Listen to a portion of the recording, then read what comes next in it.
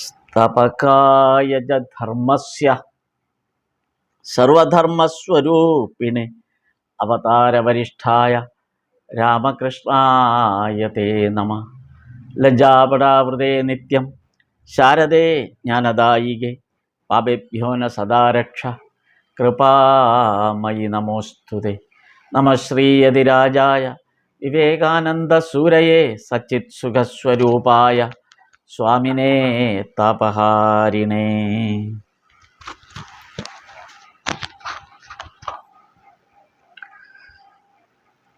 ആ ഫാനൊന്ന് ഓഫ് ചെയ്തേക്കാം.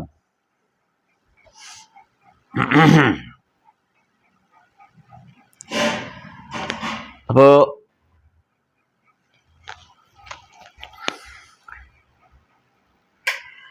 കറക്റ്റല്ലേ?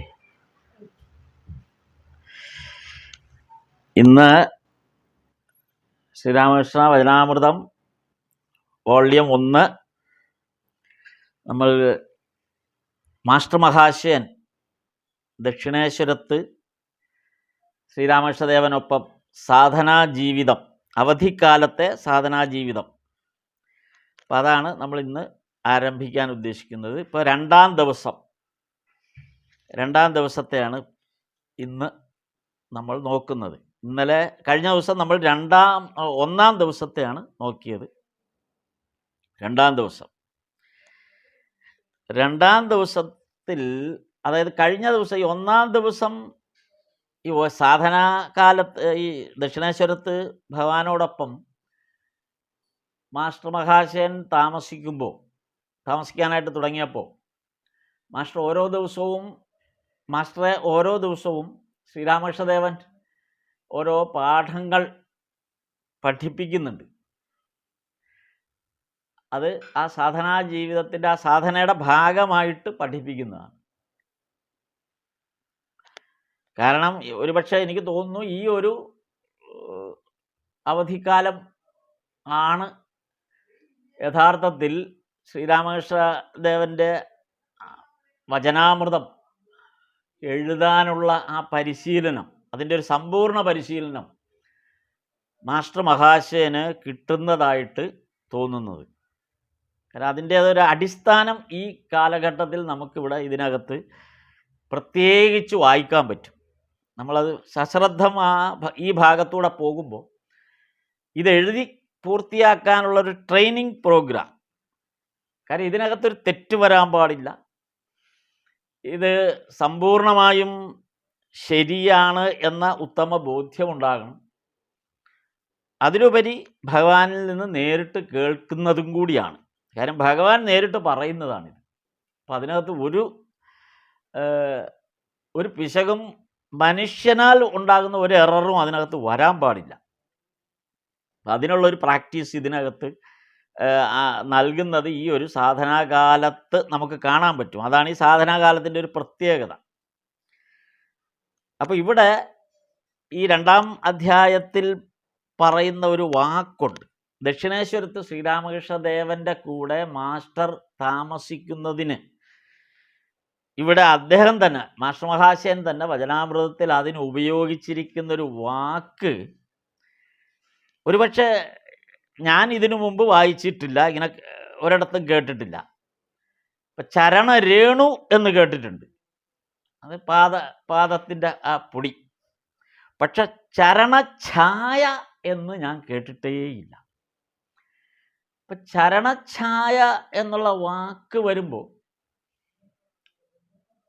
ആ കാൽപാദങ്ങളുടെ നിഴലിൽ എന്നാണ് അതിൻ്റെ മലയാള അർത്ഥം എടുക്കുമ്പോൾ അങ്ങനെ വേണം കാണാൻ. ആ കാൽപാദങ്ങളുടെ നിഴലാണ്, ഭഗവാന്റെ നിഴലിലല്ല, ഭഗവാന്റെ കാൽപാദങ്ങളുടെ നിഴലിലാണ്. ഒരുപക്ഷെ മാസ്റ്റർ മഹാശയൻ തന്നെ ഉപയോഗിച്ച വാക്കാണത് എന്ന് നമുക്ക് ഉറപ്പിക്കാം. കാര്യം അതാണല്ലോ നമ്മൾ പിന്നീട് ഇങ്ങോട്ട് ട്രാൻസ്ലേറ്റ് ചെയ്ത് ഉപയോഗിക്കുന്നത്. അപ്പം കാൽപാദങ്ങളുടെ നിഴലിൽ എന്ന് പറയുമ്പോൾ എന്തായിരിക്കും ആ കാൽപാദങ്ങളുടെ നിഴലിൽ എന്ന് പറയുമ്പോൾ അവിടെ സംഭവിക്കുന്നത് എന്താണ് എന്ന് നമ്മൾ ഒന്ന് ആലോചിക്കുന്നത് നല്ലതാണ്. ഒരെണ്ണത്തിൻ്റെ നിഴൽ വരണമെങ്കിൽ അതിൻ്റെ താഴെ ആയിരിക്കണം. മുകളിലല്ലല്ലോ നിഴൽ വരിക. അപ്പോൾ താഴെ നിഴൽ വരണമെങ്കിൽ കാൽപാദങ്ങളുടെ നിഴലിൽ ഇരിക്കണമെങ്കിൽ കാൽപാദത്തിൻ്റെ താഴെ ഇരിക്കണം. വല്ലാത്തൊരു ഭാവനയിലാണ് മാസ്റ്റർ മഹാശയൻ അത് എഴുതിയിരിക്കുന്നത്. ഭഗവാന്റെ കാലിൻ്റെ അടിയിലാണ് ഞാൻ ഇരിക്കുന്നത് എന്നാണ്. ചരണഛായ ആ പാദങ്ങളുടെ അടിയിൽ, എങ്കിലല്ലേ നിഴൽ ആകുള്ളൂ. ആ പാദങ്ങളുടെ അടിയിലിരിക്കുന്നു, പാദപത്മത്തിലിരിക്കുന്നു എന്നൊക്കെ നമ്മൾ ഉപയോഗിക്കും. അല്ലെങ്കിൽ ആ പാദത്തിൽ നമസ്കരിക്കുന്നു എന്നൊക്കെ പറയാം. അതൊക്കെ പാദത്തിന് മുകളിൽ നടക്കുന്ന കാര്യങ്ങളാണ്. എല്ലാ പ്രയോഗങ്ങൾക്കും പാദത്തിന് മുകളിലാണ്. ഇത് പാദത്തിൻ്റെ അടിയിലാണ്, ചരണഛായയിലാണ്. അപ്പം എത്രമാത്രമാണ് മാസ്റ്റർ മഹാശയൻ ഭഗവാന്റെ ആ സന്നിധാനത്തിൽ കഴിയുന്നതിനെ ഭാവന ചെയ്യുന്നത് ആ ചരണഛായയിൽ, കാലിനടിയിൽ, പാദത്തിനടിയിൽ. ഒന്നാം ദിവസം ശ്രീരാമകൃഷ്ണദേവൻ രാമായണമാണ് വായിച്ചു കേട്ടത്. രാമലാലിനെ കൊണ്ടാണ് വായിപ്പിക്കുന്നത്. ഇവരൊരുമിച്ചാണ്, മാസ്റ്റർ മഹാശയനും കൂടെ കേൾക്കാൻ വേണ്ടിയിട്ടാണ് ശ്രീരാമകൃഷ്ണദേവൻ അത് വായിക്കുന്നത്, രാമലാലിനെ കൊണ്ട് വായിപ്പിക്കുന്നത്. അപ്പോൾ ഒന്നാം ദിവസം വായിച്ചത് രാമായണമാണ്. അപ്പം ഇന്ന് രണ്ടാം ദിവസം വായനയുണ്ട്. അത് പ്രഹ്ലാദ ചരിതമാണ് ഇന്ന് വായിക്കുന്നത്. അപ്പോൾ ഇവിടെ രാമായണം വായിച്ചപ്പോൾ ആ ഭാഗത്ത് പറയുന്ന ഒരു ഇത് മാസ്റ്റർ മഹാശയൻ എഴുതിയിട്ടുണ്ട്. ആ രാമായണം വായിച്ചപ്പോൾ എന്തു സംഭവിച്ചു എന്ന് മാസ്റ്റർ മഹാശയൻ അവിടെ എഴുതിയിട്ടുണ്ട്. ഇതിൽ എഴുതിയിട്ടുണ്ട്. എന്താണ് സംഭവിച്ചത്? രാമായണം വായിച്ചുകൊണ്ടിരിക്കെ ഒരു പ്രത്യേക ഘട്ടത്തിലെത്തിയപ്പോൾ മാസ്റ്റർ ശ്രീരാമകൃഷ്ണദേവൻ ഭാവാവിഷ്ടനായി മാറി. എപ്പോഴാണ് ഭാവാവിഷ്ടനായത്? ഏത് ഭാഗം വായിച്ചപ്പോഴാണ് ഭാവാവിഷ്ടനായത്? രാമായണം വായിച്ചപ്പോൾ സീതാപരിണയം കഴിഞ്ഞ് മടങ്ങുന്ന വഴി പരശുരാമനെ വഴിയിൽ സന്ധിക്കുന്നുണ്ട്. അപ്പോൾ പരശുരാമനെ കണ്ട സന്ദർഭത്തിൽ പരശുരാമൻ വില്ലെടുത്ത് രാമൻ്റെ നേരെ നീട്ടിയിട്ട് പറഞ്ഞു, ഇതൊന്ന് കുലയ്ക്കേ, ഈ വില്ലൊന്ന് കുലയ്ക്കേ എന്ന് പറയുന്നുണ്ട്. ഇതിന് രസകരമായ ഒരു കഥ എല്ലാവരും ചില സത്സംഗങ്ങളിലെല്ലാം പറയാറുണ്ട്. അത് ഞാനും ആ സത്സംഗങ്ങളിൽ പങ്കെടുത്ത് കേട്ടതാണ്. ഒരു കഥയാണ് അത്. ആ കഥ ഇതാണ്. ശ്രീരാമചന്ദ്രൻ സീതയെ വരവേൽക്കാൻ വേണ്ടിയിട്ട് ത്രയംബകം വില്ല്, അത് പരമശിവൻ്റെ വില്ലാണ്, ശിവൻ്റെ ചാപമാണത്. അപ്പം ത്രയംബകം വില്ലെടുത്ത് കുലച്ചിട്ട് വേണം സീതാദേവിയെ പരിണയം ചെയ്യാൻ. ഈ സമയത്ത് ഈ പ്രപഞ്ചത്തിന് മുഴുവനും ദേവതകൾ നിന്ന് നാമം ജപിക്കുന്നുണ്ടായിരുന്നു. ആ ജനക മഹാരാജാവിൻ്റെ ആ രാജസന്നിധിയിലുള്ള ജനങ്ങൾ, സഭാവാസികൾ, ഭഗവാന്റെ ഭക്തരായിട്ടുള്ള സഭാവാസികളും നാമം ജപിക്കുന്നുണ്ടായിരുന്നു. എന്തിനാണ് നാമം ജപിച്ചത്? എന്തായിരിക്കും ആ നാമം ജപിച്ചത് എന്നുള്ളതാണ് സത്സംഗങ്ങളിൽ ചോദിക്കുന്ന രസകരമായ ഒരു ചോദ്യം. എന്താണ് ഇവരെല്ലാം ജപിച്ചത്? രണ്ട് കാര്യങ്ങളാണ് ജപിക്കപ്പെട്ടത്. ഒന്ന്, ഒരു വിഭാഗം ആളുകൾ നാമം ജപിച്ചത് രണ്ട് തരത്തിലാണ് നാമം ജപിച്ചത്. അപ്പോൾ ഒരു വിഭാഗം ആളുകൾ നാമം ജപിച്ചത് ആ ത്രയംബകം വില്ലിൻ്റെ ഭാരം കുറയണേ കുറയണേ കുറയണേ എന്നാണ് നാമം ജപിച്ചത്. കാരണം ഭഗവാൻ അതെടുത്ത്, ശ്രീരാമചന്ദ്രൻ അതെടുത്ത് കുലയ്ക്കാൻ ഉള്ള ശക്തി കിട്ടാൻ. നമുക്ക് ശ്രീരാമചന്ദ്രൻ വളരെ വളരെ ചെറുപ്പത്തിലാണ് അവിടെ ചെല്ലുന്നത്. കാര്യം യാഗസംരക്ഷണത്തിന് പോയിട്ട് വരുന്ന മടങ്ങും വഴിയുള്ള കഥയാണിത്. അപ്പോൾ കുട്ടികൾ എന്ന് പറഞ്ഞാണ് ഇവരെ കൊണ്ടുപോയിരിക്കുന്നത്. അപ്പോൾ ആ കുട്ടികളായ അല്ലെങ്കിൽ യുവത്വത്തിലേക്ക് പ്രവേശിക്കുന്നതേ ഉള്ളൂ. അപ്പം വളരെ ചെറുപ്പമാണ്. അങ്ങനെയുള്ള ശ്രീരാമചന്ദ്രന് ശിവന്റെ വില്ലെടുത്ത് കുലയ്ക്കുക എന്ന് പറഞ്ഞാൽ അതൊരു ഒരു പ്രയത്നം തന്നെയാണ്. അതിന് പ്രാർത്ഥന ഉണ്ടായാലേ പറ്റൂ. അപ്പം അതുകൊണ്ടാണ് എല്ലാവരും, ഒരു വിഭാഗം ആളുകൾ പ്രാർത്ഥിച്ചത് ആ വില്ലിൻ്റെ ഭാരം കുറയണേ കുറയണേ കുറയണേ എന്ന് പ്രാർത്ഥിച്ചുകൊണ്ടിരുന്നു. മറ്റൊരു വിഭാഗം ആളുകൾ പ്രാർത്ഥിച്ചത് അങ്ങനെയല്ല. ശ്രീരാമൻ്റെ ശക്തി കൂടണേ, ആ കൈകളുടെ ശക്തി കൂടണേ കൂടണേ കൂടണേ എന്ന് പ്രാർത്ഥിച്ചു. ഇതിൽ ഏത് പ്രാർത്ഥനയാണ് സംഭവിച്ചത് എന്ന് പറയാമോ എന്നാണ് സത്സംഗത്തിൽ ചോദിക്കുക. ഇതിലേത് പ്രാർത്ഥനയായിരിക്കും നടന്നത്? വില്ലിൻ്റെ ഭാരം കുറയണമേ എന്നുള്ള പ്രാർത്ഥനയാണോ, അതോ ശ്രീരാമൻ്റെ കൈകളുടെ ശക്തി വർദ്ധിക്കണേ എന്നുള്ള പ്രാർത്ഥനയാണോ ഫലവത്തായത് അല്ലെങ്കിൽ ഫലപ്രദമായത്? ഇതിലേത് പ്രാർത്ഥനയാണ് എന്നൊരു ചോദ്യമുണ്ട്. നമ്മുടെ ഇവിടെ ഈ സത്സംഗത്തിൽ ആർക്കെങ്കിലും അത് പറയാമോ? ഇതിലേത് പ്രാർത്ഥനയാണെന്ന്? വില്ലിൻ്റെ ബലം കുറയണം, വില്ലിൻ്റെ ഭാരം കുറയണമെന്ന പ്രാർത്ഥനയാണോ, അതോ ശ്രീരാമൻ്റെ കൈകളുടെ ശക്തി വർദ്ധിക്കണമോ എന്നുള്ള പ്രാർത്ഥനയാണോ? ഏതാണ്? നമ്മുടെ ഈ ഇതിലുള്ള ആർക്കെങ്കിലും ഊഹം ഉണ്ടെങ്കിൽ പറയാം.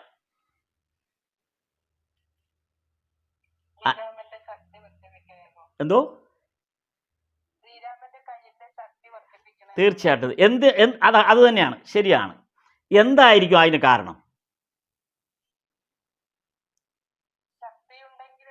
അല്ല അല്ല അല്ല അപ്പം അതിൻ്റെ സാങ്കത്യം പറഞ്ഞത് അതാണ് നമ്മുടെ ഈ സന്ദർഭം.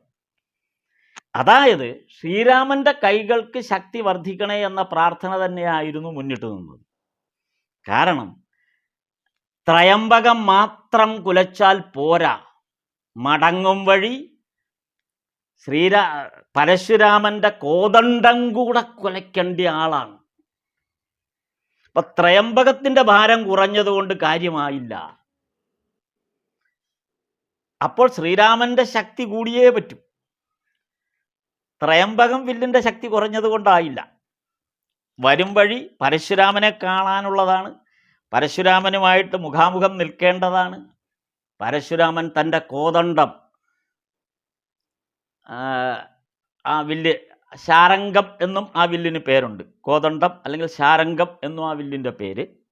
ആ ശാരംഗം അഥവാ കോദണ്ഡം എന്ന വില്ലെടുത്ത് ശ്രീരാമൻ്റെ കയ്യിലോട്ട് കൊടുത്തിട്ട് ഇതൊന്ന് കൊലയ്ക്കുക എന്ന് പറയുമ്പോൾ ആ കൈകൾക്ക് അതിനുള്ള ശക്തി ഉണ്ടായിരിക്കണം. അതുകൊണ്ടാണ് ദേവഗണങ്ങളും എല്ലാവരും പ്രാർത്ഥനയിൽ ശ്രീരാമന് ശക്തി കൊടുക്കണം, ആ കൈകൾക്ക് ശക്തി കൊടുക്കണം എന്നുള്ള പ്രാർത്ഥനയാണ് മുന്നിട്ട് നിന്നത്. അങ്ങനെയാണ് പരശുരാമൻ ഈ വില്ലെടുത്ത് കയ്യിൽ കൊടുക്കുന്നത്.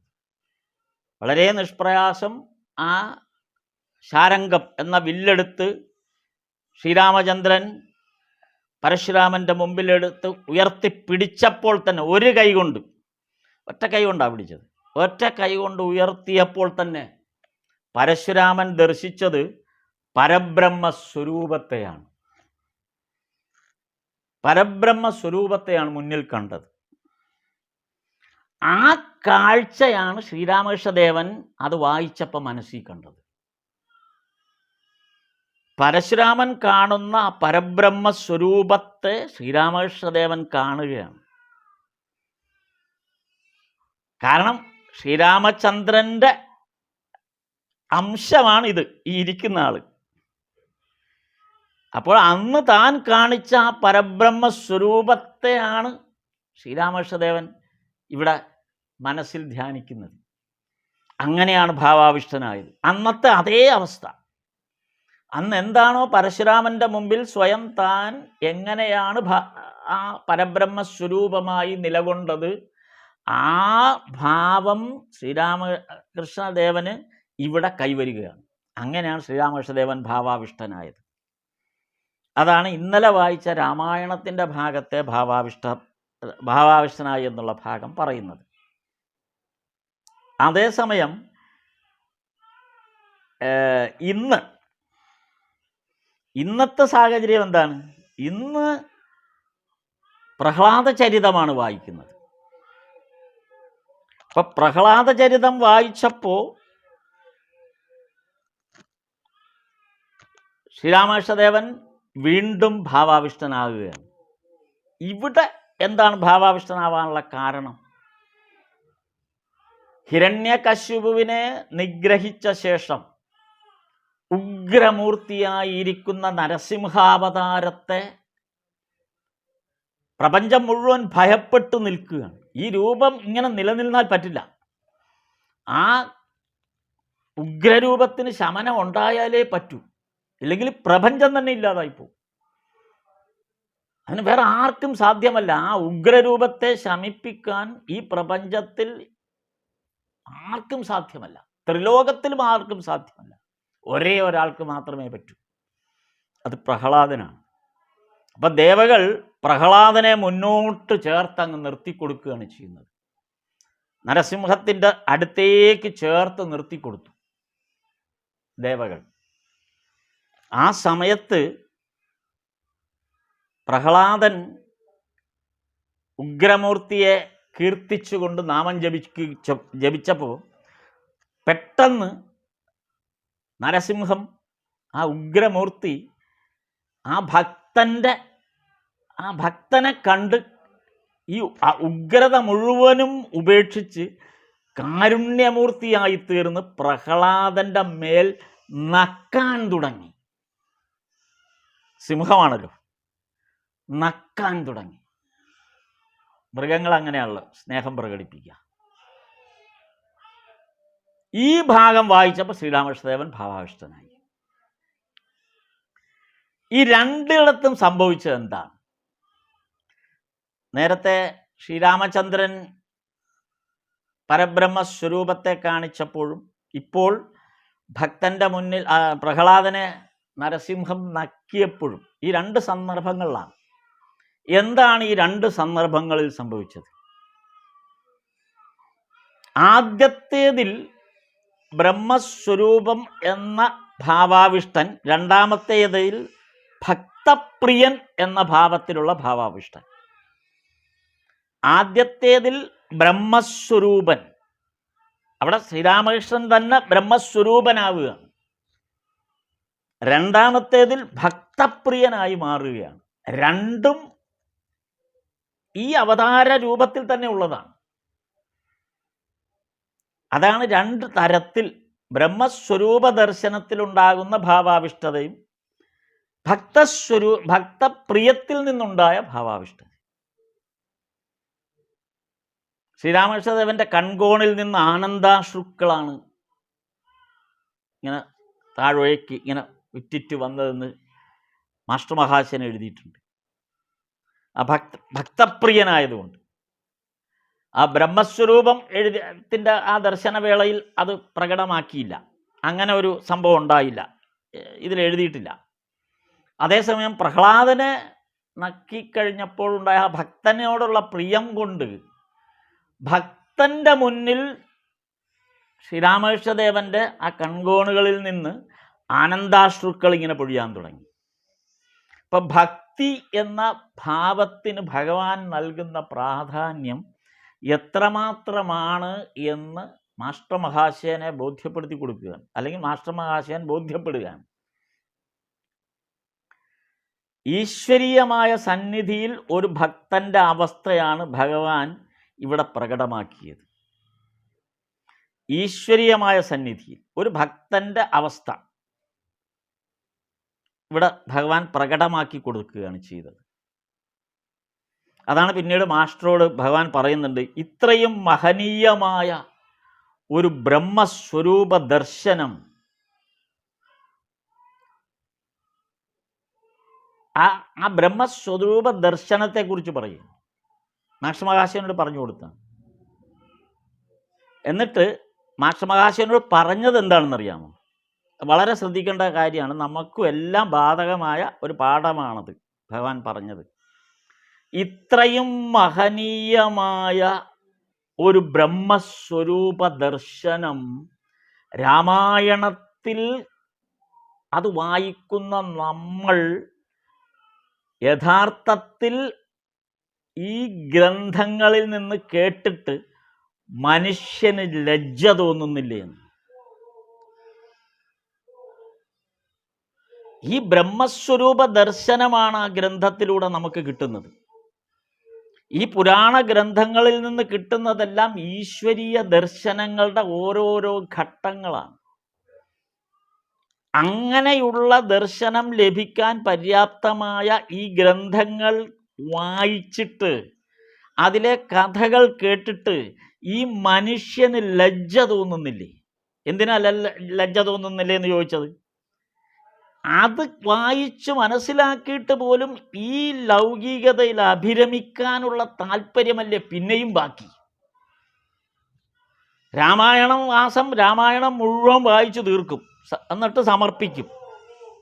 എങ്ങനെയെങ്കിലും സമർപ്പിച്ചിട്ട് നേരെ ലൗകികത്തിൻ്റെ സുഖം അനുഭവിക്കാൻ പോകാനുള്ള വ്യഗ്രതയാണ് എല്ലാവർക്കും.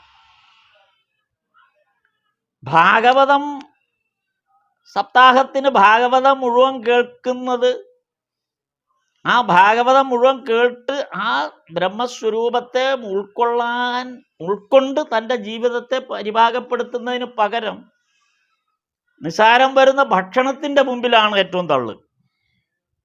ലജ്ജയില്ലേ മനുഷ്യന്? ഇതൊക്കെ ഇതിൽ നിന്ന് ഇത്രയും, ഈ ഗ്രന്ഥങ്ങളിൽ നിന്ന് ഇത്രയും വലിയ തത്വം നമ്മെ ഈശ്വരൻ ബോധ്യപ്പെടുത്തി തന്നിട്ട് അതൊന്നും നമുക്ക് വിഷയമല്ല. നമുക്ക് പിന്നെയും ഇതെങ്ങനെയെങ്കിലും അടച്ചു വെച്ചിട്ട് നേരെ ലൗകിക കാര്യങ്ങളിൽ അഭിരമിക്കാനാണ് ഇഷ്ടം. അതിന് ഭഗവാൻ പറഞ്ഞ വാക്കിതാണ്: കൃമി, ചലം, മലം, ഖഭം, ഇതെല്ലാം നിറഞ്ഞ നശ്വര ശരീരത്തിന് വേണ്ടിയാണല്ലോ ഈ കാണിക്കുന്ന പെടാപ്പാട് മുഴുവൻ. ഇത് വായിച്ചിട്ടും നമുക്കത് ബോധ്യമാകുന്നില്ലല്ലോ. ഈശ്വരൻ എത്ര കരുണാമയനാണ്, ഈശ്വരൻ എത്ര ആ ബ്രഹ്മസ്വരൂപം എത്ര മഹത്തരമാണ് എന്ന് കാണിച്ചു തന്നിട്ട് വീണ്ടും ഈ കൃമിയും ചലവും മലവും കഫവും നിറഞ്ഞ ഈ ശരീരത്തോട് മാത്രമാണ് നമുക്ക് പ്രിയം, ഈശ്വരനോടേ അല്ല. അതിനാണ് ഈ കാണിക്കുന്ന പെടാപ്പാട് മുഴുവൻ. ഈ ശരീരത്തെ ഓരോരോ അവസ്ഥയിൽ സ്ഥാപിച്ച് അഭിരമിക്കലാണ് മനുഷ്യന്റെ ലക്ഷ്യം. നമ്മുടെ ലക്ഷ്യം എന്താ? ഈ കേൾക്കുന്ന മഹത് കഥകളെല്ലാം കേൾക്കുന്നു, എല്ലാം കേട്ടിട്ട് നമ്മളുടെ തീരുമാനം എന്താണ്? നമ്മുടെ ഈ ശരീരത്തെ എവിടെ പ്രതിഷ്ഠിക്കണം എന്നാണ് നമ്മൾ ആലോചിച്ചുകൊണ്ടിരിക്കുന്നത്. നമ്മുടെ സ്ഥാനം എന്തായിരിക്കണം? നമുക്ക് ലഭിക്കേണ്ട ആ പൊസിഷൻ ഏതായിരിക്കണം? അതിനു വേണ്ടിയാ മത്സരങ്ങൾ മുഴുവൻ. മുഖ്യമന്ത്രിയാവണോ, അല്ലെങ്കിൽ കേന്ദ്രമന്ത്രിയാവണോ, അല്ലെങ്കിൽ മറ്റേതെങ്കിലും തരത്തിലുള്ള ഔദ്യോഗിക തലത്തിലെ ഉയർച്ച വേണം, ഈ തരം കാര്യങ്ങൾ, അല്ലെങ്കിൽ സാമ്പത്തികമായ വലിയ ബിസിനസ് മേഖലകളിൽ അഭിരമിക്കത്തക്ക രീതിയിലുള്ള ആ ഒരു ഇതിൽ തൻ്റെ ഈ ഇവിടെ ഈ പറഞ്ഞിടത്തൊക്കെ ഈ ശരീരത്തെ മാത്രമേ നിങ്ങൾക്ക് പ്രതിഷ്ഠിക്കാൻ കഴിയൂ. അതാണ് ഇവിടെ സൂചിപ്പിക്കുന്നത്. ഇപ്പോൾ ഈ പറയുന്ന, ഇപ്പോൾ നമ്മളിത് ഈ വായിക്കുന്ന ഈ സന്ദർഭത്തിൽ ഏറ്റവും അടുത്ത് നമ്മൾ കണ്ടുകൊണ്ടിരിക്കുന്ന ഒരു കാഴ്ച, നമ്മുടെ പുതിയ മന്ത്രിസഭ വരുന്നു, മുഖ്യമന്ത്രിയാകുന്നു. അപ്പോൾ മുഖ്യമന്ത്രി സ്ഥാനത്തേക്ക് വേണ്ടിയുള്ള താല്പര്യങ്ങളാണ് നമ്മൾ ആദ്യ വാർത്തകളിലെല്ലാം കണ്ടത്. അപ്പോൾ ഇവിടെ ഇത് വായിച്ചാൽ നമ്മൾ മനസ്സിലാക്കേണ്ട ഒരു കാര്യം എന്താണെന്ന് വെച്ചാൽ, നമ്മുടെ ഈ ശരീരത്തെ ആ മുഖ്യമന്ത്രി കസേരയിൽ ഇരുത്താൻ പറ്റും. ഞാൻ മുഖ്യമന്ത്രി എന്നുള്ളൊരു അടുത്ത കാലത്ത് ഏറ്റവും കൂടുതൽ വാർത്തകളിൽ നിറഞ്ഞ ഒരു പദപ്രയോഗം എന്നുള്ള അർത്ഥത്തിൽ എടുത്താൽ മതി, അല്ലാതെ ഇന്ന മുഖ്യമന്ത്രി അല്ലെങ്കിൽ അതെടുക്കരുത്. ആ പദത്തെ മാത്രം എടുത്താൽ മതി, ആ സ്ഥാനത്തെ മാത്രമേ നമ്മളിവിടെ എടുക്കുന്നുള്ളൂ. അപ്പോൾ ആ മുഖ്യമന്ത്രി സ്ഥാനത്ത് അല്ലെങ്കിൽ മറ്റേതെങ്കിലും പ്രമുഖ സ്ഥാനത്ത് നമുക്ക് നമ്മുടെ ഈ ശരീരത്തെ പ്രതിഷ്ഠിക്കാൻ പറ്റൂ എന്ന് നമ്മൾ അറിയുന്നില്ല. ഏത് ശരീരത്തെ? ഈ കൃമിയും ചലവും മലവും കഫവും നിറഞ്ഞ എല്ലും തോലുമായ ഈ ശരീരത്തെ മാത്രമേ ആ കസേരയിൽ പ്രതിഷ്ഠിക്കാൻ നമുക്ക് പറ്റൂ. അതേസമയം ശ്രീരാമകൃഷ്ണദേവൻ ഭാവാവിഷ്ടനായ പോലെ പരബ്രഹ്മ സ്വരൂപത്തെ കാണാനുള്ള ആത്മതത്വം, അവിടേക്ക് ആ ഉള്ളിലുള്ള നമ്മുടെ ഈ ശരീരത്തിനുള്ളിലുള്ള ആ ആത്മതത്വത്തിന് ദർശനം ലഭിക്കുന്ന ഘട്ടം നിരവധി ഈ ഗ്രന്ഥങ്ങൾ നമുക്ക് തന്നിട്ടുണ്ട്. അവിടെ ഒന്നും നമുക്ക് അഭിരമിക്കാൻ പറ്റുന്നില്ല. അല്ലെങ്കിൽ ഭഗവാന്റെ ആ ഭക്തപ്രിയത്തോടുള്ള ആ താല്പര്യം എത്രമാത്രമാണ് നമ്മെ ഭഗവാൻ ഇഷ്ടപ്പെടുന്നത്, പ്രിയം നമ്മോട് എത്രമാത്രമാണ് ഈശ്വരന് പ്രിയം എന്നുള്ളതൊന്നും നമുക്ക് മനസ്സിലാവില്ല. പകരം ഈ ശരീരത്തെ നമ്മൾ കൊണ്ട് പ്രതിഷ്ഠിക്കാൻ ശ്രമിക്കുന്നത് മറ്റേതൊക്കെയോ കസേരകളിലാണ്, മറ്റേതൊക്കെയോ പൊസിഷനുകളിലാണ്. ആ പൊസിഷൻ്റെ പ്രശ്നം എന്താണ്? ആ പൊസിഷൻ ഒരു ഞൊടിയിട കൊണ്ട് നമ്മെ പിടിച്ച് പുറത്ത് താഴെ ഇടും, ഒരു വിലയുമില്ലാത്തവനാക്കും. അതേസമയം ബ്രഹ്മസ്വരൂപ ദർശനം കഴിയുന്ന ഒരാൾക്കും ആ പൊസിഷനിൽ നിന്ന് ഒരിക്കലും പിന്നെ താഴെ പോകേണ്ടി വരില്ല. ആ ശരീരമില്ലെങ്കിൽ പോലും ആ പൊസിഷനിൽ തന്നെ നിൽക്കും. അതിൻ്റെ ഏറ്റവും വലിയ ഉദാഹരണമാണ് സ്വാമിജി. സ്വാമിജി വിശ്വവിജയിയായ ഭാരതപുത്രനായിട്ട് പ്രതിഷ്ഠിക്കപ്പെട്ടിട്ടുണ്ടെങ്കിൽ ആ പൊസിഷനിൽ നിന്ന് സ്വാമിജിയെ വർഷങ്ങൾ കഴിഞ്ഞിട്ട്, നൂറ്റാണ്ട് കഴിഞ്ഞു, പക്ഷെ ആ സ്ഥാനം ഇപ്പോഴും സ്വാമിജി അലങ്കരിക്കുകയാണ്. അവിടെ നിന്ന് ഒരിക്കലും എന്തുകൊണ്ടാണ് അതിന് സാധിച്ചത്? ബ്രഹ്മസ്വരൂപ ദർശനത്തിന് സാധ്യമായതുകൊണ്ട്, ശ്രീരാമകൃഷ്ണദേവനെ ദർശിച്ചത് കൊണ്ടാണത്. ശ്രീരാമകൃഷ്ണദേവനെ ദർശിച്ചത് കൊണ്ടാണത്. അപ്പം ശ്രീരാമകൃഷ്ണദേവനെ ദർശിച്ച ഒരാൾക്ക് ജീവിതകാലത്തും ജീവിതശേഷവും ആ ശരീരം ഉപേക്ഷിച്ചാൽ പോലും ആ പേര് മാത്രം ഭൂമിയിൽ നിലനിന്നാൽ പോലും ആ പേര് അത്രയും മുകളിലായിരിക്കും നിൽക്കുക. ആ ശരീരം ഇല്ലാത്തടത്ത് ആ പേരിനെ പിന്നെ വരുന്ന ജനങ്ങൾ എവിടെയെല്ലാം എഴുതി വെക്കും. ഒരുപക്ഷെ വിവേകാനന്ദ സ്വാമി കണ്ടിട്ട് പോലുമില്ല ഇന്നത്തെ കൽക്കട്ടയിൽ വിവേകാനന്ദ സ്വാമിയുടെ സ്ഥാനം. വിവേകാനന്ദ സ്വാമിക്ക് കാണാൻ പറ്റില്ല, ഉണ്ടായിരുന്നപ്പോഴും ഉണ്ടായിരുന്നില്ല ആ പ്രതിഷ്ഠകൾ. ഇന്നോ സ്വാമി വിവേകാനന്ദ എന്നുള്ള പേര് എവിടെയെല്ലാമാണ് പ്രതിഷ്ഠിക്കപ്പെട്ടിരിക്കുന്നത്.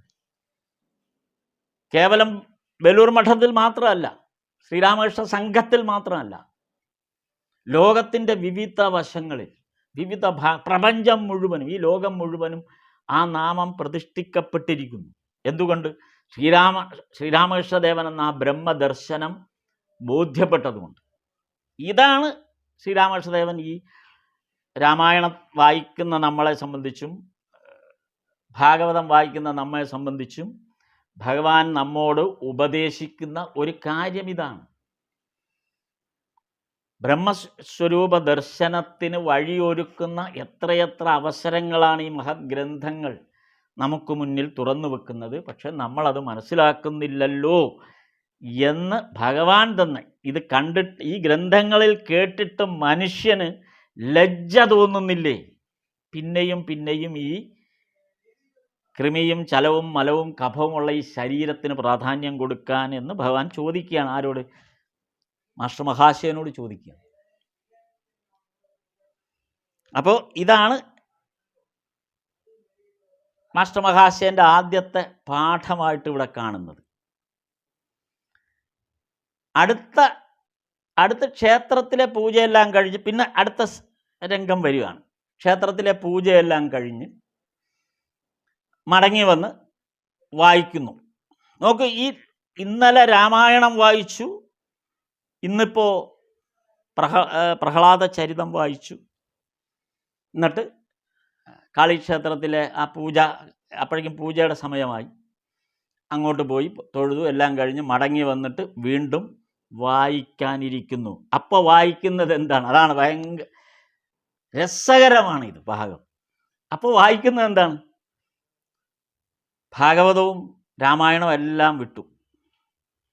സ്മൈൽ സായിപ്പിൻ്റെ സെൽഫ് ഹെൽപ്പ്, സ്വാശ്രയശീലം, സെൽഫ് ഹെൽപ്പ് എന്ന് പറയുന്ന 1876 അതായത് കേശവചന്ദ്രസേനെ ശ്രീരാമകൃഷ്ണദേവൻ ആദ്യമായി കണ്ട് 1 വർഷം കൂടെ കഴിഞ്ഞ് രചിക്കപ്പെട്ട ഒരു ഗ്രന്ഥമാണ്, സ്മൈൽ സായിപ്പിൻ്റെ ഗ്രന്ഥമാണ് സ്വാശ്രയശീലം അല്ലെങ്കിൽ സെൽഫ് ഹെൽപ്പ്. പുസ്തകത്തിൻ്റെ പേര് സെൽഫ് ഹെൽപ്പ് എന്നാണ്. അപ്പോൾ ആ സെൽഫ് ഹെൽപ്പ് എന്ന പുസ്തകം വായിച്ചതിനെ കുറിച്ചാണ് പിന്നെ ചർച്ച. നോക്ക് എവിടേക്കാണ് കാര്യങ്ങൾ പോകുന്നത്. ശ്രീരാമകൃഷ്ണദേവൻ എവിടേക്കാണ് മാസ്റ്ററുമായിട്ട് സംഭാഷണം നടത്തുന്നത്. ഇത് മാസ്റ്ററാണ് ഇത് അവതരിപ്പിക്കുന്നത്. ആ മാസ്റ്റർക്ക് ഇത് അവതരിപ്പിക്കാനുള്ള അവസരം കൊടുക്കുക. ഒന്ന് ആലോചിച്ചു, ഈ ഒരു പുസ്തകത്തെക്കുറിച്ച് അങ്ങനെ ഒരു ചർച്ചയ്ക്ക് വരാൻ സാധ്യതയുണ്ടോ ഈ ഒരു സന്ദർഭത്തിൽ? പക്ഷെ ഭഗവാൻ അതിനും സാധ്യത കൊടുക്കുകയാണ്. എന്നിട്ട് ആ പുസ്തകത്തിലുള്ള എർസ്കിൻ പ്രഭു, ആ പുസ്തകത്തിലെ എർസ്കിൻ പ്രഭുവിനെ കുറിച്ചാണ് മാസ്റ്റർ മഹാശയൻ ശ്രീരാമകൃഷ്ണദേവനോട് പറയുന്നത്. അപ്പം സ്വാഭാവികമായിട്ട് മാസ്റ്റർ മഹാശയൻ ഇംഗ്ലീഷ് വിദ്യാഭ്യാസം കഴിഞ്ഞ് വന്ന ആളാണ്. അപ്പം ആ ബാക്ക്ഗ്രൗണ്ടും കൂടെ നമ്മളിവിടെ ആലോചിക്കണം. ഇപ്പം ഇംഗ്ലീഷ് വിദ്യാഭ്യാസം കഴിഞ്ഞ് വന്നിരിക്കുന്ന ആ വ്യക്തിയെ സംബന്ധിച്ചിടത്തോളം, സ്കൂൾ അധ്യാപകനായിരിക്കുന്ന ആ വ്യക്തിയെ സംബന്ധിച്ചിടത്തോളം ഇത്തരം ഗ്രന്ഥങ്ങൾ പഠിക്കുക സ്വാഭാവികമാണ്. കാര്യം അന്നത്തെ കാലത്തെ സോക്കോൾഡ് ചെറുപ്പക്കാർ, കാര്യം മാസ്റ്റർ മഹാശയൻ 27 വയസ്സാണ്. 27 വയസ്സും 7 മാസവും പിന്നിട്ടിട്ടുണ്ട് ഇപ്പോൾ. അപ്പോൾ ആ 27 വയസ്സുകാരനാണ്. നരേന്ദ്രന് 19 വയസ്സ്. ഇതാണ് ആ റേഞ്ച് ഈ സന്ദർഭത്തിൻ്റെ. അപ്പോൾ ആ 27 വയസ്സുകാരനായ ആ ചെറുപ്പക്കാരനായ മാസ്റ്റർ മഹാശയൻ സ്വാഭാവികമായിട്ട് ഇംഗ്ലീഷ് വിദ്യാഭ്യാസം കഴിഞ്ഞിട്ട് വന്ന ആളാണ്. അപ്പോൾ അതുകൊണ്ട് തന്നെ അദ്ദേഹത്തിൻ്റെ വായനയിൽ വരുന്ന ഏറ്റവും കൂടുതൽ വായനയിൽ വരുന്നത് ഇത്തരം പുസ്തകങ്ങളാണ്. മറ്റേ രാമായണം വായിച്ചത് രാമലാലാണ്, പ്രഹ്ലാദചരിതം വായിച്ചതും രാമലാലാണ്. അതേ സന്ദർഭത്തിൽ അതേ ദിവസം ആ വായന കഴിഞ്ഞ് ഒന്ന് തൊഴുത് തിരിച്ചു വന്നപ്പോഴേക്കും മാസ്റ്റർ മഹാശയൻ ഇസ്മായിൽ സാഹിബിൻ്റെ സെൽഫ് ഹെൽപ്പ് എന്ന് പറയുന്ന പുസ്തകത്തെക്കുറിച്ചായി ചർച്ച. അതിൽ എർസ്കിൻ പ്രഭുവിനെ കുറിച്ച്. സാമുവൽ സ്മൈൽസ് എന്ന ബ്രിട്ടീഷ് എഴുത്തുകാരൻ, ആ പുസ്തകം എഴുതിയ സാമുവൽ സ്മൈൽസ്, അദ്ദേഹം ബ്രിട്ടീഷ് ഗവൺമെൻറ്റിൻ്റെ ബ്രിട്ടീഷ് എഴുത്തുകാരനുമാണ്, ബ്രിട്ടീഷ് ഗവൺമെൻറ്റിൻ്റെ പരിഷ്കർത്താവ് കൂടിയാണ്. ഗവൺമെൻറ്റിൻ്റെ ഒരു പരിഷ്കർത്താവ് കൂടിയായിരുന്നു. അപ്പോൾ ഈ സാമുവൽ സ്മൈൽസിന് ശ്രീരാമകൃഷ്ണദേവനേക്കാളും 24 വയസ്സ് മൂപ്പുണ്ട്. 24 വയസ്സ് മൂത്തതാണ് സാമുവൽ സ്മൈൽസ്. ബ്രിട്ടീഷ് ഗവൺമെൻറ്റിൻ്റെ ഒരു ഭരണപരിഷ്കർത്താവാണ്. ഇവിടെ നമ്മുടെ കേരള ഗവൺമെൻറ്റിനുള്ള പരിഷ്കരണ വിഭാഗം. അപ്പോൾ അന്ന് പറഞ്ഞ പോലെ ഈ ബ്രിട്ടീഷ് ഗവൺമെൻറ്റിൻ്റെ പരിഷ്കരണ വിഭാഗത്തിൻ്റെ തലവനായിട്ടാണ്, എഴുത്തുകാരനും നോവലിസ്റ്റുമാണ്. അപ്പോൾ അതിനകത്ത് അദ്ദേഹം എർസ്കിൻ പ്രഭുവിനെ കുറിച്ച് ആണ് എഴുതിയിരിക്കുന്നത്. ആ എർസ്കിൻ പ്രഭുവിൻ്റെ ഭാഗമാണ് മാസ്റ്റർ മഹാശയൻ ഇവിടെ ചർച്ച ചെയ്തത്. എർസ്കിൻ പ്രഭു എന്ന് പറയുന്ന ആൾ പാർലമെൻറ്റേറിയൻ ആയിരുന്നു ആ കാലത്ത്. അപ്പോൾ അക്കാദമിക്കലി അദ്ദേഹം ഒരു നിയമജ്ഞനാണ്, അഡ്വക്കേറ്റാണ്. അതേസമയം പാർലമെൻറ്റേറിയൻ കൂടിയാണ്. ബ്രിട്ടീഷ് ഗവൺമെൻറ്റിൻ്റെ കാലത്ത് ആ ഭരണതലത്തിൽ പാർലമെൻറ്റേറിയൻ കൂടി ആയിരുന്ന ഒരാളാണ്. ഇപ്പോൾ നമുക്കിവിടെ MBA പോലെയൊക്കെ ആയിരിക്കാം. അദ്ദേഹത്തിൻ്റെ പ്രത്യേകത അതാണ് നമ്മൾ ഇവിടെ ഈ ഭാഗം വായിക്കുമ്പോൾ ശ്രദ്ധിക്കേണ്ട ഒരു പ്രധാന കാര്യം. അദ്ദേഹത്തെക്കുറിച്ച് ഇത് പറയാൻ കാരണം, അദ്ദേഹത്തിന് മൃഗങ്ങളോടുള്ള ക്രൂരതയ്ക്കെതിരെ പാർലമെൻറ്റിൽ ബില്ല് അവതരിപ്പിച്ച ആളാണ്. അതാലോചിച്ച് നോക്ക്. 1807 മൃഗങ്ങളോടുള്ള ക്രൂരതയ്ക്കെതിരെ പാർലമെൻറ്റിൽ ബില്ല് അവതരിപ്പിച്ച ആളാണ്. 1807. നമ്മളിവിടെ 2026 ഇരുന്ന് ചർച്ച ചെയ്യുന്നുണ്ട് ഈ വിഷയം. ഇപ്പം സിനിമ കാണിക്കുമ്പം അവിടെ എഴുതി വെക്കുന്നുണ്ട്. എന്താണ് എഴുതി വെക്കുന്നത്? ഈ സിനിമയുടെ ചിത്രീകരണ സമയത്ത് ഒരു മൃഗങ്ങൾക്കും ജീവജാലങ്ങൾക്കും അപകടം സംഭവിച്ചിട്ടില്ല എന്ന് സാക്ഷ്യപ്പെടുത്തണം. അപ്പോൾ എഴുതി വരും അത്. അപ്പം നേരത്തെ ആ സിനിമ തുടങ്ങുമ്പോൾ എഴുതി കാണിക്കണം, ഒരു ജീവജാലങ്ങൾക്കും അപകടം പറ്റിയിട്ടില്ല. ഇന്നത്തെ നിയമമാണ്. ഈ നിയമം 1807 കഴിഞ്ഞ നൂറ്റാണ്ട് 1807 പാർലമെന്റിൽ അവതരിപ്പിച്ച ആളാണ് എർസ്കിൻ പ്രഭു. ആ എർസ്കിൻ പ്രഭുവിനെ കുറിച്ചാണ് മാസ്റ്റർ മഹാശയൻ ശ്രീരാമകൃഷ്ണദേവനുമായിട്ട് ചർച്ച ചെയ്യുന്നത്. അപ്പം ശ്രീരാമകൃഷ്ണദേവൻ ഈ കഥയൊക്കെ ഈ പുസ്തകത്തിലെ ഈ കാര്യങ്ങളൊക്കെ കേട്ടിട്ട് ശ്രീരാമകൃഷ്ണൻ വളരെ അത്ഭുതത്തോടു കൂടി പ്രോത്സാഹിപ്പിക്കും. ഭഗവാൻ എന്ത് കാര്യം ആര് ഭഗവാനോട് പറഞ്ഞാലും ഭഗവാൻ അത് പരമാവധി പ്രോത്സാഹിപ്പിക്കും ആ വിഷയത്തെ. അപ്പം ഭഗവാൻ ഇവിടെ പറഞ്ഞതെന്തെന്നറിയാമോ? കൊള്ളാമല്ലോ അത്. എന്നിട്ട് ശ്രീരാമകൃഷ്ണദേവൻ മാസ്റ്റർക്ക് ഒരു കാര്യം പറഞ്ഞു കൊടുത്തു. ശ്രീരാമകൃഷ്ണദേവൻ മാസ്റ്റർ എർസ്കിൻ പ്രഭുവിൻ്റെ കാര്യമാണ് ഇവിടെ എടുത്ത് പറഞ്ഞപ്പോൾ ശ്രീരാമകൃഷ്ണദേവൻ നേരെ സംഗതി പ്ലേറ്റ് അങ്ങ് മാറ്റി. മാസ്റ്ററോട് പറഞ്ഞു, ശുകദേവനെ കോട്ട് ചെയ്തങ്ങ് പറഞ്ഞു, ശുകമഹർഷിയെ കോട്ട് ചെയ്തു. അപ്പോൾ അത് പറയാനുള്ള കാരണം എന്താ വെച്ചാൽ, പുസ്തകത്തിൽ നിന്ന് നമ്മൾ എന്തെങ്കിലും, ഇത് മാസ്റ്റർ മഹാശയൻ ഇത് ഗ്രന്ഥത്തിൽ നിന്നാണ് കോട്ട് ചെയ്ത് പറഞ്ഞത്. ഈ എർസ്കിൻ പ്രഭുവിൻ്റെ കാര്യം സെൽഫ് ഹെൽപ്പ് എന്ന് പറയുന്ന ഗ്രന്ഥത്തെ കോട്ട് ചെയ്താണ് പറഞ്ഞത്. നമ്മുടെ ഭാരതീയ ദർശനങ്ങൾക്ക് ഉള്ള ഒരു പ്രത്യേകത, അതൊന്നും പുസ്തകങ്ങളിൽ ഡോക്യുമെൻ്റ് ചെയ്യുന്ന സാധനങ്ങളല്ല, അങ്ങനെ വന്നിട്ടുള്ളതല്ല, ഗ്രന്ഥരചനയിലൂടെ നമ്മളിൽ എത്തിയിട്ടുള്ളതല്ല. അത് മഹർഷി വര്യന്മാർ തലമുറ കൈമാറി പാഠം പഠിപ്പിച്ച് നമ്മളിലേക്ക് എത്തിയതാണ്. അതാണ് നമ്മുടെ പുരാണങ്ങളുടെ പ്രത്യേകത. അല്ലാതെ പ്രിൻ്റ് ചെയ്തിറക്കിയ പുസ്തകം വായിച്ചിട്ടല്ല. ഇവിടെ സെൽഫ് ഹെൽപ്പ് എന്ന് പറയുന്ന പുസ്തകം 1876 പ്രിൻ്റ് ചെയ്തിറക്കിയതിനെക്കുറിച്ചാണ് സംഭാഷണം. അതിനെയാണ് ഭഗവാൻ വളരെ ഭംഗ്യന്തരേണ, അത് തെറ്റെന്നോ അല്ലെങ്കിൽ അത് മോശം ഒന്നും പറഞ്ഞില്ല. പറഞ്ഞത് ഇത്രയാണ്, ശുകമഹർഷിയെക്കുറിച്ച് അങ്ങ് പറഞ്ഞു. എല്ലാം നാവിന്മേലാണ്, എല്ലാം നമ്മുടെ നാവിന്മേലായിരുന്നു ഭാരതീയനെ സംബന്ധിച്ച്, അല്ല പ്രിൻ്റ് ചെയ്തിറക്കേണ്ട കാര്യമില്ല. അപ്പം എങ്ങനെയാണത്? നമ്മൾ ഈ പുസ്തകം വായിച്ചാൽ, ഈ ഗ്രന്ഥം വായിക്കുമ്പോൾ ഉള്ളൊരു കുഴപ്പം, ഈ ഗ്രന്ഥത്തിനൊരു കുഴപ്പമുണ്ട്. ഈ ശ്രുതികൾക്കും സ്മൃതികൾക്കൊന്നും അങ്ങനെ ഒരു കുഴപ്പമില്ല. അതിൽ നിന്ന് വ്യത്യസ്തമായി ഈ ഗ്രന്ഥങ്ങൾക്കുള്ള കുഴപ്പം എന്തെന്ന് വെച്ചാൽ, ഈ ഗ്രന്ഥങ്ങളിൽ മണലും പഞ്ചസാരയും കൂടി കലർന്ന പോലത്തെ ഒരവസ്ഥയാണ്. അതായത് ജ്ഞാനം എന്ന് പറയുന്നത്, ഗ്രന്ഥങ്ങളിലെ ജ്ഞാനം എന്ന് പറയുന്നത് മണലും പഞ്ചസാരയും കൂടിക്കലർന്ന പോലെയാണ്. അതിൽ നിന്ന് പഞ്ചസാര മാത്രം വേർതിരിച്ചെടുക്കുക എന്ന് പറയുന്നത് വളരെ പ്രയാസപ്പെട്ട അല്ലെങ്കിൽ ശ്രമകരമായ ഒരു പരിപാടിയാണ്. അപ്പോൾ നിങ്ങൾ ഇപ്പോൾ ഈ സെൽഫ് ഹെൽപ്പ് എന്ന് പറയുന്ന പുസ്തകം വായിക്കുമ്പോഴുള്ള പ്രശ്നം, അത് ഇത്തരം ജ്ഞാനത്തെ സംബന്ധിച്ച് ഇത്തരം ഗ്രന്ഥങ്ങളിൽ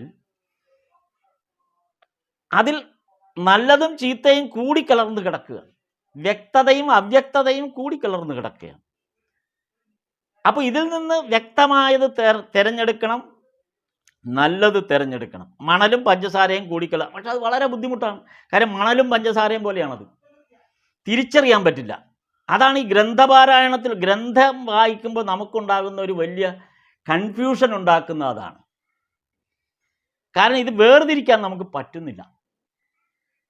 അതേസമയം ശ്രുതികളിലോ സ്മൃതികളിലോ അല്ലെങ്കിൽ നമ്മുടെ വേദപുരാണങ്ങളെ സംബന്ധിച്ച് ഇങ്ങനെ ഒരു സംശയം വരും. കാര്യം എന്താ വെച്ചാൽ ഒരു ഗുരുവിൽ നിന്ന് കിട്ടുന്നതാണ്, ഒരു ഗുരുവിൽ നിന്നാണത് കിട്ടുന്നത്. ആ ഗുരുവിൽ നിന്ന് കിട്ടുന്ന വസ്തു, ആ അറിവിനെ സംബന്ധിച്ച് ശിഷ്യനെ സംബന്ധിച്ച് പിന്നൊരു വേർതിരിക്കലിൻ്റെ ആവശ്യമേ വരുന്നില്ല.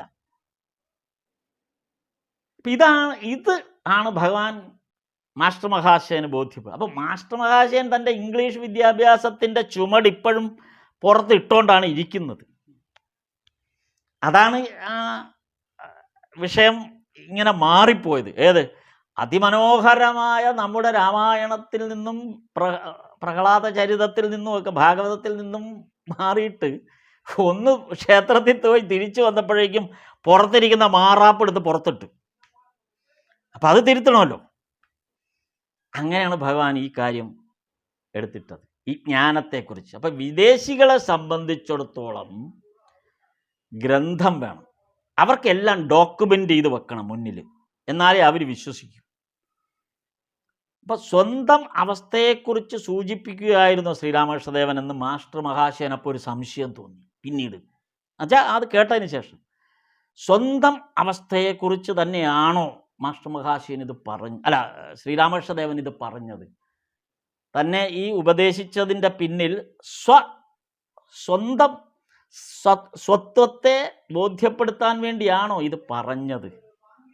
കാര്യം എല്ലാം നാവിൽ നിന്ന് തന്നെ എന്നുള്ള ആ വാക്ക് മാസ്റ്ററുടെ ഉള്ളിൽ പെട്ടെന്ന് കത്തി. ആ ഒരു വാക്ക് ഇതിനു മുമ്പ് എവിടെയോ കേട്ടതാണല്ലോ.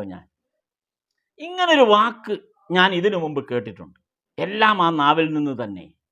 പക്ഷെ അതന്ന് പറഞ്ഞത് ആദ്യ ദർശനത്തിന് വേണ്ടി ആദ്യ സന്ദർഭത്തിൽ മാസ്റ്റർ മഹാശയൻ ശ്രീരാമകൃഷ്ണദേവൻ്റെ മുറിയുടെ മുന്നിൽ വരുമ്പോൾ വൃന്ദ എന്ന വേലക്കാരിയുടെ നാവിൽ നിന്നാണ് അത് കേട്ടത്. എല്ലാം ആ നാവിൽ നിന്ന് തന്നെ. നോക്കിവിടെ ഈശ്വരനോടുള്ള സഹവാസം കൊണ്ട് ഒരു ക്ഷേത്രത്തിലെ വേലക്കാരിയിലുണ്ടായ പരിണാമം ഒന്ന് ആലോചിച്ച് നോക്കി. അതാണ് മാസ്റ്റർ മഹാശയൻ ഇവിടെ നിന്ന് ആലോചിച്ച്, അയ്യോ ഈ അവസ്ഥയെക്കുറിച്ച് എന്നെ സൂചിപ്പിക്കുകയായിരുന്നോ, അല്ലെങ്കിൽ സ്വന്തം അവസ്ഥയെക്കുറിച്ച് തന്നെ സൂചിപ്പിക്കുകയായിരുന്നോ എന്ന് മാസ്റ്റർ മഹാശയൻ ഇവിടെ ഇരുന്ന് ആലോചിച്ചു പോവുക. ഈ രണ്ടാം ദിവസത്തെ രണ്ടാം ദിവസത്തെ സാധന സന്ദർഭത്തിൽ അതിൻ്റെ അവസാനിക്കുന്ന സമയത്താണ് ഇങ്ങനെ ഒരു ചിന്തയിലേക്ക് മാസ്റ്റർ മഹാശയൻ എത്തിച്ചേർന്നത്. എന്നിട്ട് അന്ന് രാത്രി നഹബത്തിലെ ആ സംഗീതശാലയുടെ അവിടെയാണ് താമസം. മാസ്റ്റർ മഹാശയൻ തിരിച്ചന്ന് രാത്രി നഹബത്തിൽ ആ സംഗീതശാലയുടെ മുകളിലത്തെ മുറിയിലേക്കാണ് താമസിക്കാൻ പോയത്. അങ്ങനെയാണ് ആ രണ്ടാം ദിവസം സമാപിക്കുന്നത്. എത്ര ഗംഭീരമായ പാഠമാണ്! എങ്ങനെയാണ് എത്ര മനോഹരമായിട്ടാണ് ഈ ഗ്രന്ഥത്തിൽ, ഈ വചനാമൃതത്തിൽ ഇതിനെ അടുക്കി വച്ചിരിക്കുന്നത്.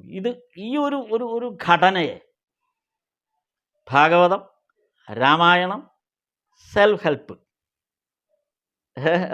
ആ തരത്തിൽ, അതായത് ഒരു ഇംഗ്ലീഷ് പുസ്തകം, ഈ മൂന്ന് തരം ഈ മൂന്ന് ആ പെർസ്പെക്റ്റീവ് എങ്ങനെയാണ്, അതായത് ഈ ഒരു സന്ദർഭത്തിൻ്റെ പെർസ്പെക്റ്റീവിനെ എങ്ങനെയാണ് മാസ്റ്റർ മഹാശയൻ നോക്ക്, ഇത് നമ്മൾ വായിക്കുമ്പോഴാണ് ഇത്രയും കറക്റ്റായിട്ട് നമുക്ക് കാണാൻ പറ്റുന്നത്.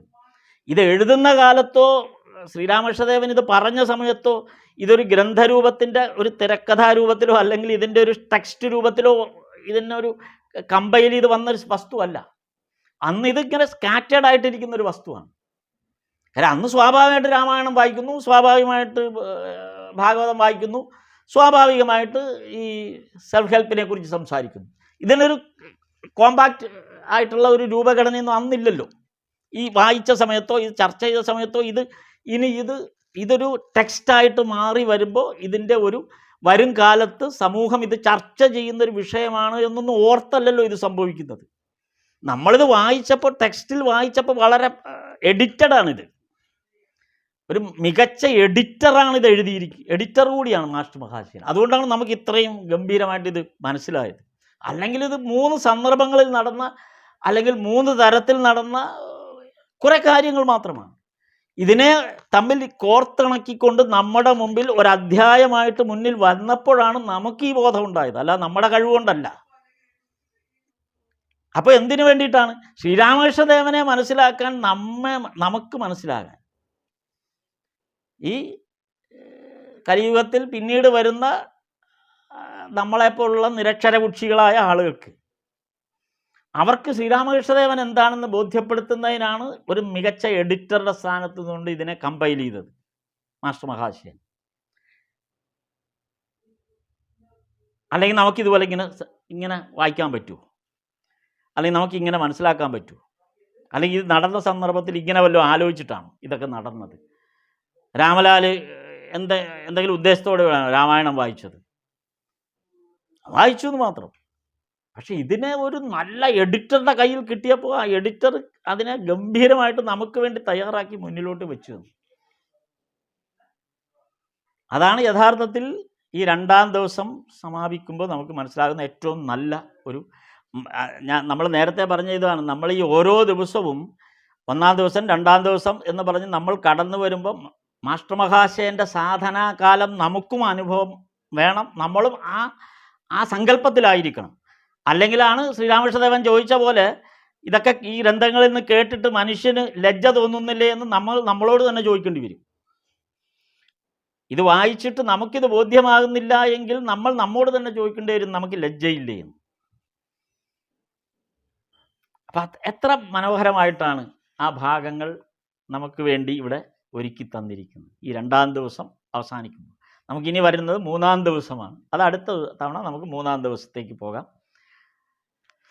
സ്ഥാപകായ ച ധർമ്മസ്യ സർവധർമ്മസ്വരൂപിണേ അവതാരവരിഷ്ഠായ രാമകൃഷ്ണായ തേ നമഃ.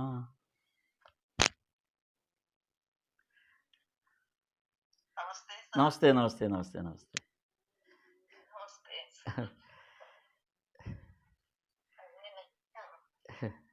നമുക്കിങ്ങനെ ആ 21 ദിവസവും ഇങ്ങനെ പോകാൻ പറ്റിയാൽ നന്നായിരിക്കും എന്നാണ് എൻ്റെ ഒരു പ്രാർത്ഥന. കാര്യം നമുക്കും, ഞാനും ഉദ്ദേശിച്ചത് അതാണ്, ഓരോ ദിവസത്തെയും സാധനാകാലം പോലെ നമുക്കും മുന്നോട്ട് പോകാൻ പറ്റുക. ആ നമ്മുടെ ഓരോ ആഴ്ചയും ആ ഒരു ദിവസമായി മാറുക. അപ്പം നമുക്ക് കിട്ടാവുന്ന വലിയൊരു ഭാഗ്യം.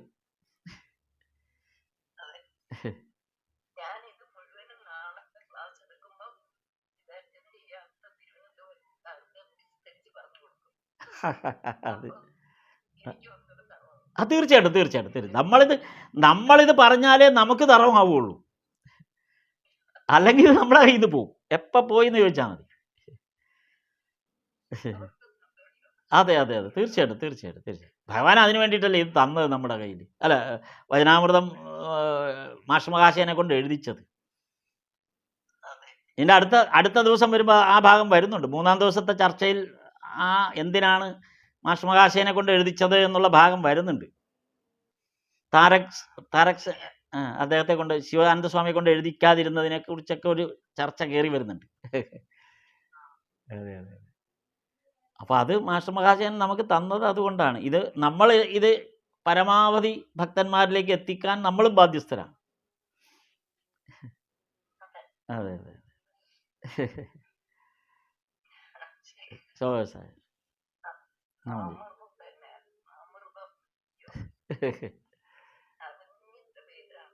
അതെ അതെ അതെ.